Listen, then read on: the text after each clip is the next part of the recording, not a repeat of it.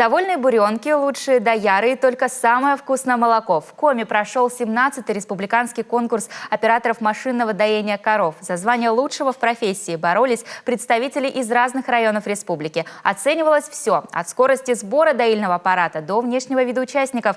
Ксения Лосева тоже опробовала свои силы.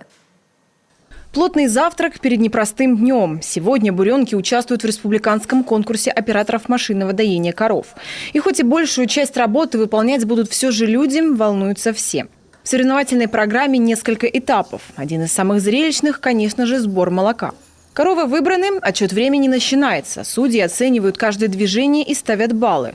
Участники сосредоточены и настроены только на победу. Все как на настоящих спортивных состязаниях. В отличие от других республиканских конкурсов профессионального мастерства, нет этапа за производственные показатели. Здесь каждый участник может вправе рассчитывать на призовое место, если он хорошо подготовлен, отточил свое мастерство. В этом году за звание лучшего борются сразу 13 участников из 11 сельхозорганизаций республики. У каждого муниципалитета свой секрет успеха, но все конкурсанты сходятся в одном. Многое зависит от эмоционального настроя буренки. Доение коровы, пусть и машинное, это целое искусство. У каждой буренки здесь свое настроение и характер. Для того, чтобы молоко получилось вкусным, кого-то достаточно просто ласково погладить, а с кем-то придется еще и по душам поговорить.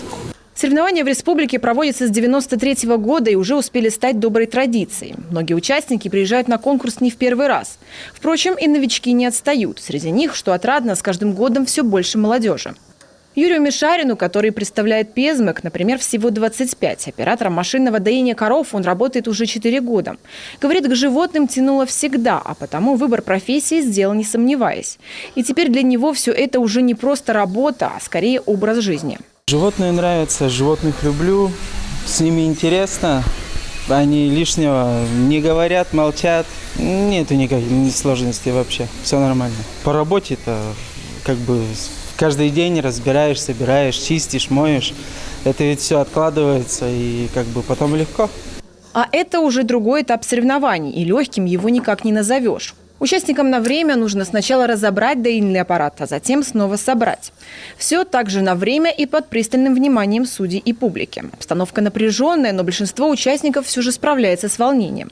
На кону главный приз – возможность представить республику уже на всероссийском конкурсе. Самая нужная специальность на селе, на сегодня скажу, для наших сельхозпредприятий – это основа развития нашего молочного производства. От них зависит многое.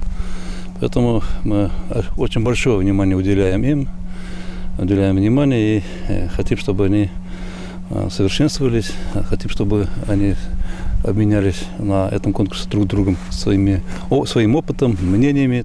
Кадры, коровы, корма – так называемые 3К, на которых держится все молочное животноводство. Сегодня хозяйства республики продолжают наращивать объемы удоя.